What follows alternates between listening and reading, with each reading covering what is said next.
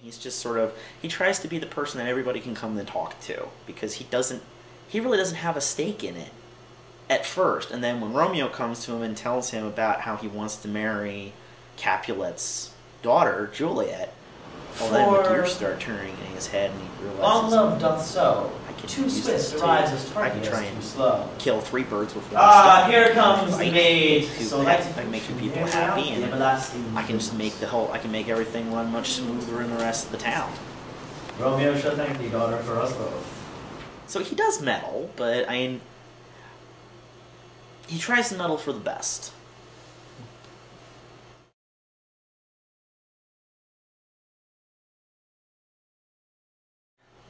He does want the best for Romeo, but on the other hand, he's got this grudge against the Capulets, and also, I kind of get the vibe from reading the text and stuff. He kind of has his own agenda. I mean, while he wants his son to be happy, and he wants to do what his son wants to do, on the other hand, he thinks he knows better what Romeo should do.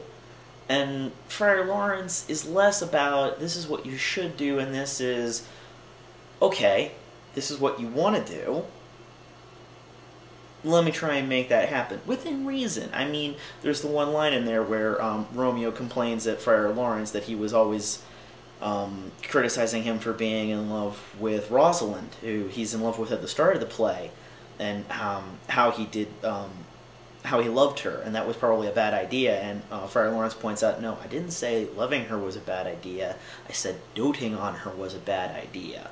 But when he realizes that Romeo really does care about Juliet, he's like, okay, I realize that you've grown up a little bit, and you've actually got a fairly good plan here. Okay, how do we make this work? As opposed to Romeo's father, who's much more, I realize this is what you want to do. We can maybe come to a compromise, but this is really what I think you should do, kind of thing.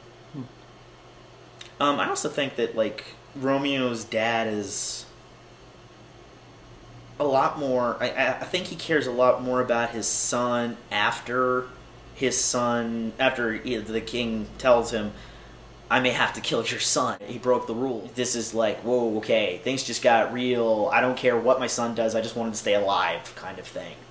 But when he gets sent away, it ultimately ends up killing him because he's just so sad that his son's not around. He ends up dying from grief. At least in our version. Right glad I am he was not his friend. Yeah, here we've seen with many mornings with fresh tears augmenting the dew. I know more than you know the cause. Neither know it nor can learn of him. See where he comes. So please you step aside. I know his grievance to be much.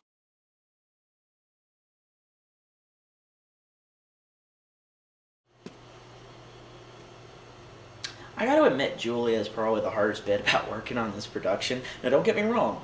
I love her. She's an amazing director, and I guess the reason it's so hard is just she's been really good at helping push me in directions I haven't gone before and helping challenge my acting, which is not easy. But on the other hand, it's been really, really fun.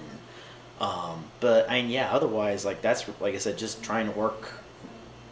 And it's also hard working with some of the cast just because it's really freaky looking at these actors and going, oh my god, these guys are really good. What am I doing here?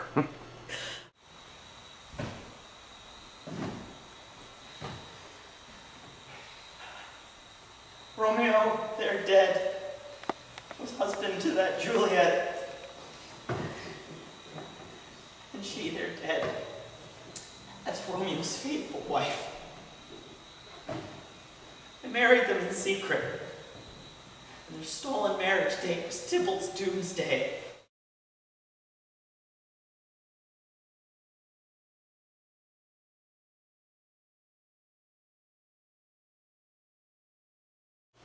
Come see our show. It is good.